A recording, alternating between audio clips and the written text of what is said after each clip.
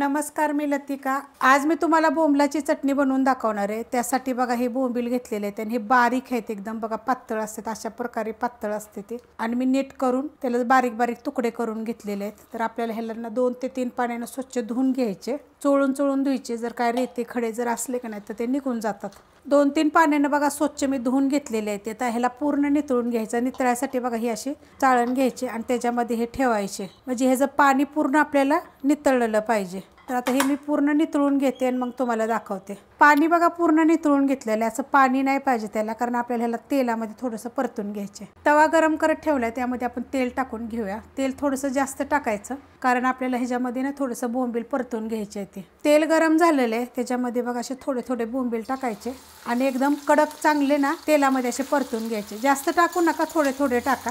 आणि गॅस आपला मीडियम आहे, मीडियम गॅसवर केलं तरी चालेल किंवा फास्ट गॅसवर केलं तरी चालेल, पण यासाठी ना पातळ बोंबील असावे। ते बोंबील बघा असे परतून घ्यायचे, कडक एकदम गोल्डन कलर आला पाहिजे, फक्त करपून देऊ नका। आणि त्यासाठी काय करायचं, बोंबलाचं पाणी पूर्ण नितळायचं। आता हे तुम्ही असं जरी सरकून ठेवलं ना तरी चालेल, कडक होतील अजून, किंवा एका प्लेटमध्ये जर काढून घेतलं तरी पण चालेल। मी जर आता असंच ठेवते आणि बाकीचे बोंबील आपण टाकून घेऊ ह्याच्यामध्ये।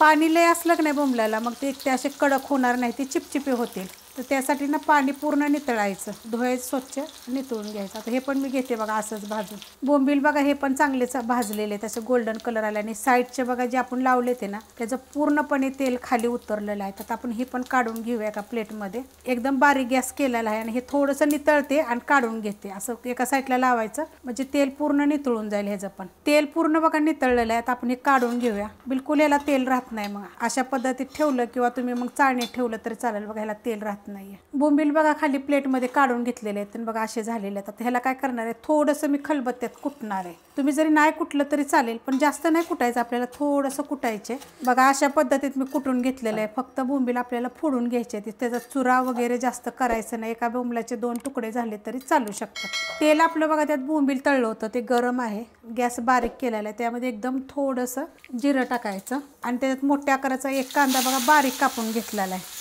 कांदा आपण हा चांगला भाजून घेऊया। कांदा बघा भाजलेला आहे। तर ह्याच्यामध्ये 7 ते 8 लसणाच्या पाकळ्या, अर्धा इंच आलं आणि 2 हिरव्या मिरच्या अशा कुटून घेतलेल्या आहेत बघा। आता हे पण आपण थोडंसं भाजून घेऊया। मिनिटभर परतून घेतलेलं आहे।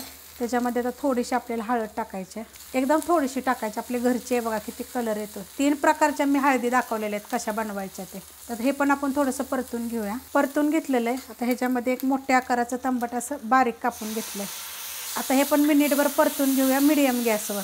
टमाटर टाकल्यानंतर बघा परतून घेतलेलं आहे। आता ह्याच्यामध्ये चवीनुसार मीठ आणि मिरची पावडर टाकायची। तर तुमच्या तिखटाप्रमाणे टाका, मी 1.5 चमचा टाकलेला आहे। नुसती मिरची पावडर एक कलरवाली पण आहे आणि तिखटवाली पण आहे। गरम मसाला पावडर।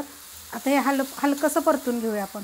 परतून घेतलेलं आहे। आता गॅस बारीक करायचा। आता ह्याच्यामध्ये आपण बोंबील टाकून घेऊया। तर बघा अशा पद्धतीत बोंबील मी कुटलेले आहेत। एका बोंबलाचे 2 भाग करायचे, नाहीतर नुसते फुटले तरी चालतात, कारण ते तळल्यानंतर ना एकदम कुरकुरीत होतात। आता हे परतून घेऊया ह्याच्यामध्ये। बोंबील टाकल्यानंतर बघा परतून घेतलेलं आहे आणि गॅस मी बारीक केला होता। आता ह्याच्यामध्ये आपल्याला थोडंसं पाणी टाकायचे। अर्धी वाटीला पाणी मी कमी घेतलं होतं, त्यातलं बघा मी थोडंसं पाणी टाकलेलं आहे। अजून थोडं टाकावं, म्हणजे अर्धी वाटी मी पूर्ण टाकलेलं आहे पाणी। आणि गॅस एकदम आपला बारीकच आहे। आता हे मध्ये करूया आणि एक 5 ते 7 मिनिट आपण झाकून ठेवूया। 5 ते 7 मिनिट होऊन गेलेत बघा। आता आपण काढून घेऊया झाकण आणि गॅस बारीक आहे आपला। बघा किती मस्त अशी चटणी झालेली आहे। आता ह्याच्यामध्ये थोडीशी कोथिंबीर टाकायची। ही जर तुम्हाला प्रवासाला न्यायची असली तरी राहते बरं का 2 दिवस, फक्त परतायचं चांगलं तिला। त्याच्यामध्ये तुम्ही टमाटर जरी नाही टाकलं तरी चालेल। तुम्हाला जर प्रवासासाठी जर पाहिजे असेल ना तर त्याची पण मी लिंक खाली देते, मी बनवलेली आहे तशी पण। तर गॅस थोडासा वाढवते आणि हलकंसं आपण कोथिंबीर टाकली, परतून घेऊया। परतून घेतले बघा 2 ते 3 मिनिट। मस्त अशी चटणी झालेली आहे। तुम्ही डाळ भातावर, भाकरीवर, चपातीवर ही खाऊ शकता, एक नंबर लागेल। रेसिपी आवडली की लाईक करा, सबस्क्राईब करा, कमेंट करा आणि शेअर बी करा।